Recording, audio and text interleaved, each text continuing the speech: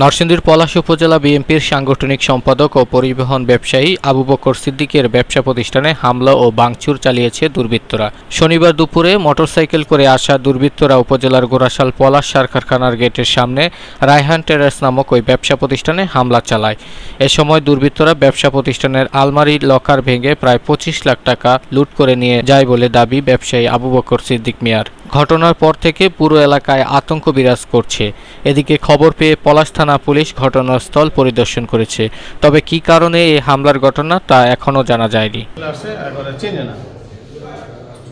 বুঝতে পারছে এরা গোরাশালের ছেলে পেলে তারা এসে ভাঙচুর করে গেছে। কী কারণে ভাঙচুর করছে সেটা আমি বলতে পারবো না। আমি নামাজ পড়ে এসে দেখি আমার টাকা পয়সা কেস টেস যা আছে সব লুটপাট করে হয়ে গেছে। হ্যাঁ, এখন চেয়ার টেবিল ভাঙচুর করে দিয়ে গেছে।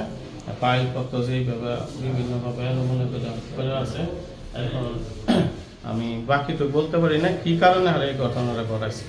আমার অফিসে একটা ছেলে ছিল, এরা যখন আসতেছে তো সে সাইড হয়ে গেছে মার ডিল করে, যার জন্য হ্যাঁ মানে পাশে চলে গেছে। 25-26 লাখ টাকার মতো ছিল।